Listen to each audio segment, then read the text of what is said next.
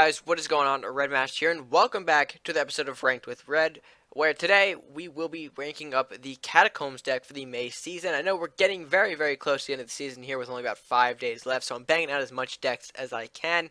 And today we're going to be hitting up the Catacombs deck. Of course, the dwarven undead green-red combination deck. I think I've already done 2 matches with it. I don't know exactly if they were wins or losses. I've done them actually more towards the beginning of the season, actually, I think in a live stream. I'll have to go back and maybe check that. But we do have 3 more matches to go on that deck. So with that being said, let's just jump right into it and see how our matches go for today. Alrighty here. Our first match is looking pretty interesting. Excuse me, I have some hiccups, so if I kind of blink, if I blink out like this, you'll know why. But I'm like trying to compose myself here. I know I was fine a second ago. Oh boy, we have our lumberjacks, and that's what's important. I'm trying to like keep my composure here. It's not working. Oh boy. We'll trade with the Salhar Rider. We'll take 2 to the castle, but we'll get that draw, which we do need for this deck. And we got a rusty hook, so that could be useful if we get some additional buffs. You know, like armory, blacksmith, and whatnot. Oh, he passes. Interesting. We'll take this opportunity to advance 2 Hassan City guards on his castle. I'll save the Unholy Altar for the Lumberjack combination, turn 3. Again, I apologize. I know this probably sounds really bad. Are we good? Are we good? I think we're good. Alright, so here's what we're gonna do. Plan B. Just real quick. Look, Rusty Hook, Hassan City Guard.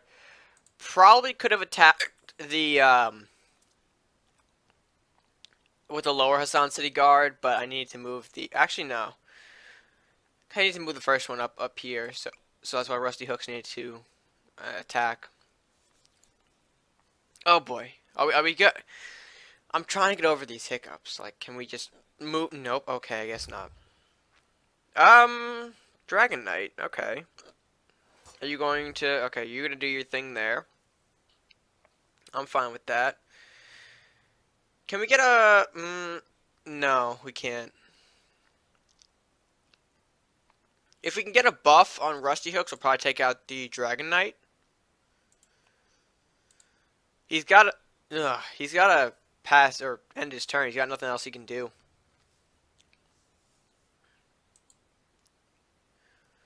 Nope, we're still not over these damn things. I haven't even checked if I could see myself. There it is. I just saw myself do it. Oh, that's awful. Are we good? Nope. Damn it, we're not good. It's not even like me commentating on the match right now. It's just me. Can I avoid these damn hiccups? We got a con artist. Here's what we'll do. We'll start pumping out some zombies for the next few turns with our Unholy Altar, and we'll keep our Lumberjack defensively in front of the castle. I really don't think he's going to power this Dragon Knight up too much, seeing as how it's only a 2/2.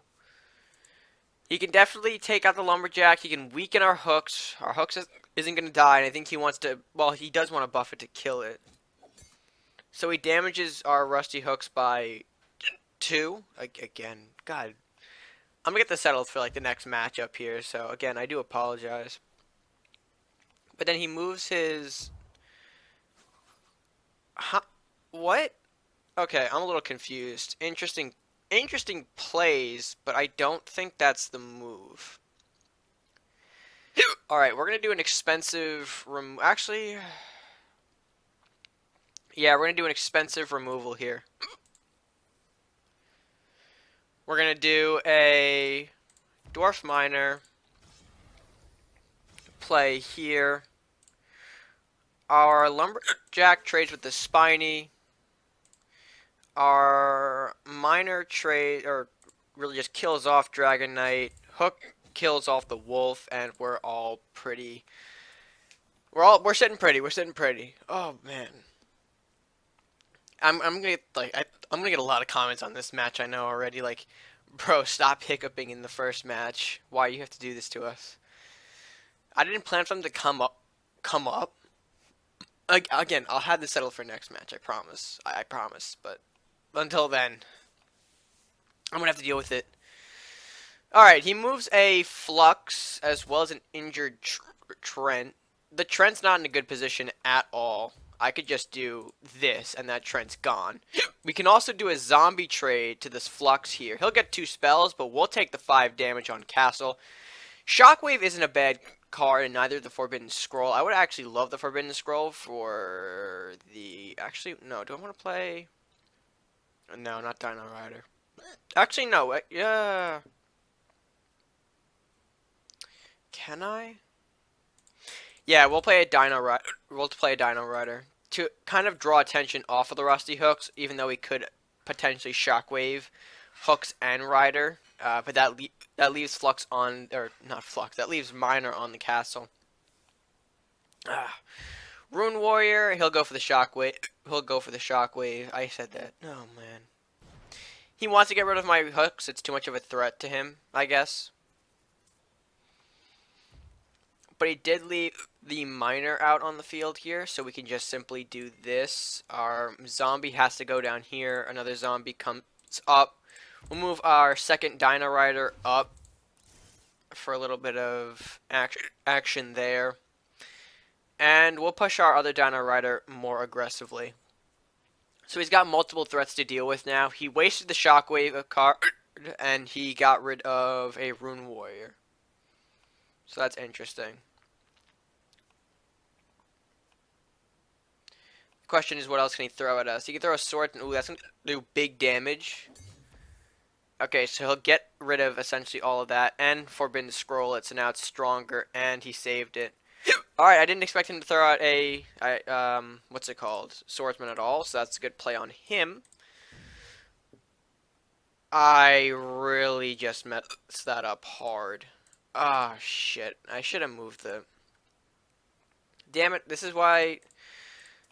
boys, this is life of Red Master here. Doesn't think on his turns, and then that happens. Oh, big facepalm. Big facepalm on me. I got these, like, the hiccups are so distracting, and that's not even, like...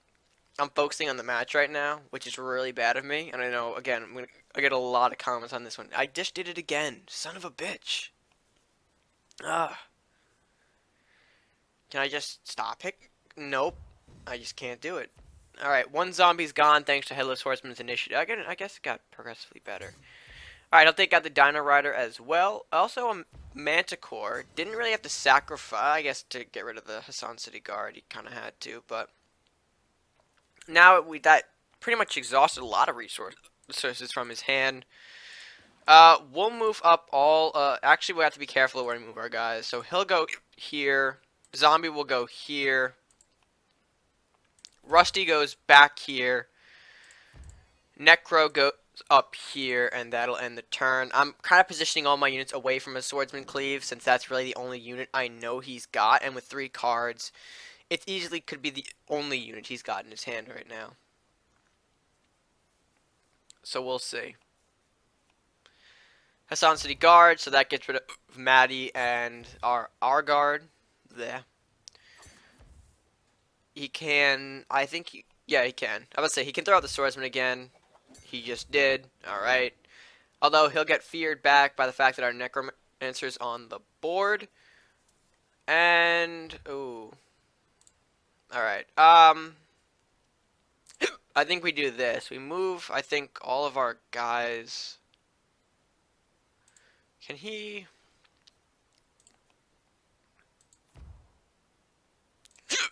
Connor just goes back here. We'll push the zombie up a bit. We'll push this zombie down here. I'll move Necro up 1, because I don't think the swordsman can reach it. And if he wants to make that target, then he'll waste the swordsman doing so. But I think this match is pretty much set in the bag. think we pretty much have it. Unnecessary transition is unnecessary, but saved me a hiccup from on screen, so that's always good. He hit our rusty hooks with the swordsman, which is, I think, the smartest move he could do there. Plus, okay, Yenneroth's actually going to be big for him. Oh, Yenneroth, you piece of trash. Um, we'll do a Dragon's Fire. And then place another...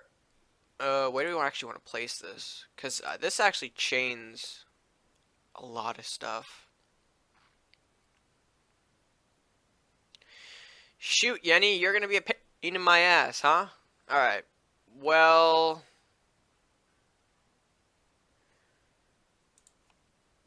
We'll do this. We'll place another unholy altar back here. Place a zombie up here. We'll let him take 7 off the castle. Honestly, it's not going to kill me. But I'm more nervous about a chain lightning, if anything. Because a chain, if I had placed, you know, an unholy... Okay, so he did have chain. I don't think enough, though. So yeah, we'll let him hit that. Go ahead. But we're ultimately probably going to end the game right... Well... If not here, then we're definitely going to end it. Let's do this. Oh, we gotta be careful where we attack this. Actually, we'll move all of our guys up here. We'll probably blue firebolt the Yenneroth as our safest bet as we move all of our zombies ever so closer. And then we'll end our turn. And thankfully with that, we can pretty much end this game up so I can get rid of these hiccups for the next game. Because, Jesus, I think this was bad. I focused more on that than I did the gameplay, which really shows you how worried I am going into this matchup here, or this first matchup. Oh, God, there it is again. Alright, Mordok is a sort of a last resort here. That's always nice to see Mordok out in the field. He takes down one of our zombies here. He summons a Wraith below us. He knocks his Mordok back.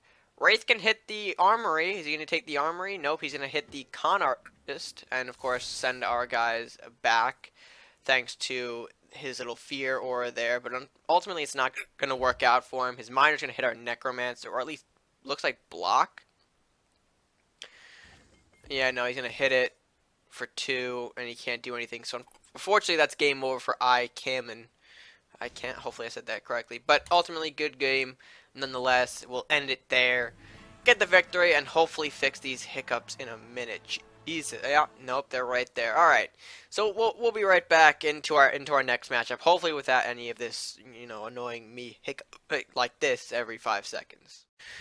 Whew! All right, back for match number 2, and thankfully without any sort of weird problems. All right, so I'm gonna kind of get rid of this grotesque offering. I want more units like that lumberjack. That'll be useful. We're going up against Banana, who's playing, of course, the yellow. Red, well, it might be good stuff. I'm not sure what exactly he's running, but we'll see what happens.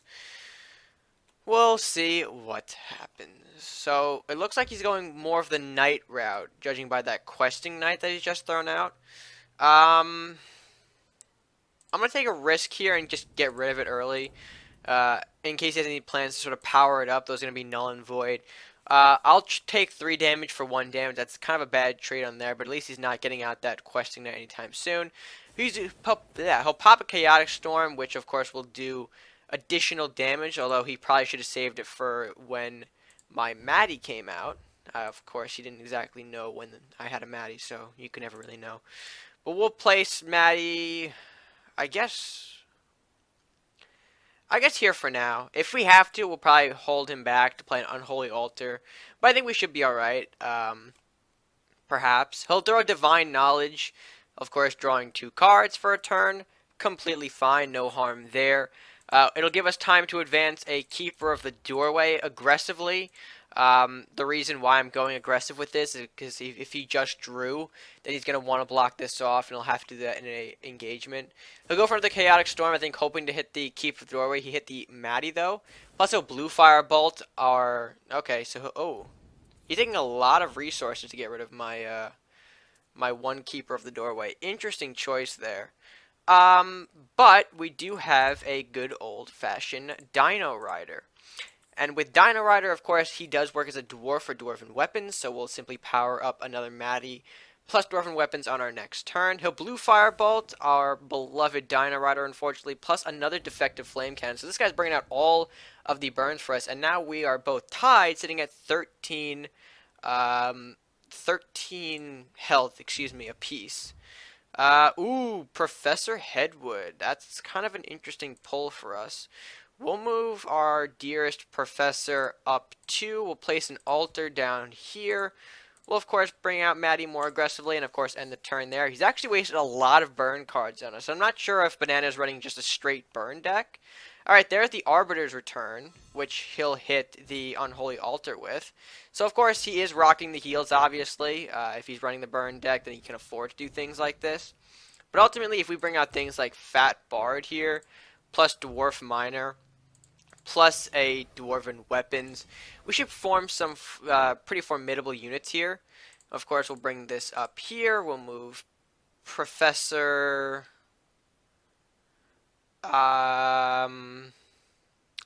let's put him down here, because in case if he does have a swordsman, then he'll only get the Maddie...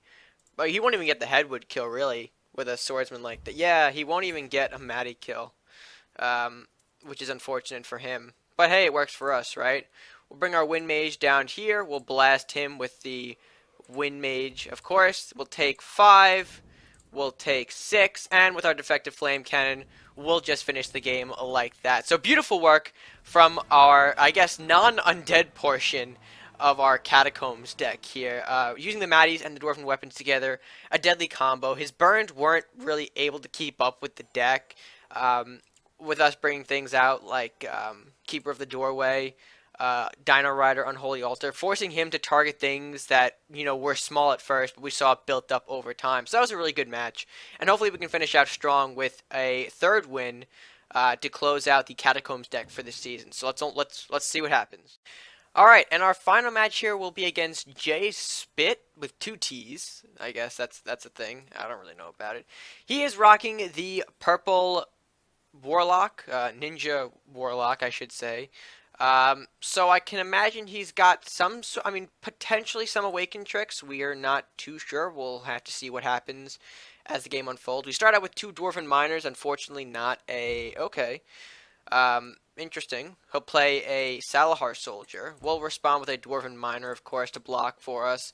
He could easily just disintegrate that, of course, burn it, although I don't know if that's really the right move here. It's better to just take the trade. Interesting. He'll blue Firebolt, actually, which, for 2 damage on the castle, that's a pretty hefty investment. We'll, of course, just throw out our second Miner. And, of course, to go along with that... Oh, probably should have played him. Yeah, it's fine. It's fine. I'd say we probably could have put the Miner down here to coin out an Unholy Altar, but then that could have easily been burned off. And, of course, he's going to want to throw defense out, potentially. He just lost his first Awaken unit. He's got options. He should, anyway. Alright. So we'll throw out a Flux Dabes, Dabs, Dabe. Which, of course, we're going to end up hitting with a combination of the Rusty Hooks plus Dwarven Miner to finish that off nice and quickly. We'll get Ninja Training and Dragon Sword off of that. The Dragon Sword actually could be quite viable for him. And same with the Ninja Training to sort of just cycle out a new card. It could work for him. He'll Witch Bolt me, actually, though. Sad for Rusty Hooks, but good for us. We'll get a blue Firebolt. He'll also Dragon Sword. Will he Ninja Training as well for the extra draw? He'll throw out a Shield Runner, which, of course, he kind of needs that at the moment. How are we going to respond, though? Let's respond with a just flat-out Keeper of the Doorway to his face and see if he has the manpower to sort of burn me off at this stage. He's got 9 gold, so he's investing in something. Okay, there's a Witch Bolt, so I'm going to end up drawing yet another card. And he'll Ninja Training, probably hoping for another burn. If he gets a unit, though, it's going to get reduced. He'll kill off Keeper of the Doorway with the with the Shield Runner. He'll draw actually He'll draw the Dwarven Miner. I'm kind of losing my voice here. I don't know if you guys could tell.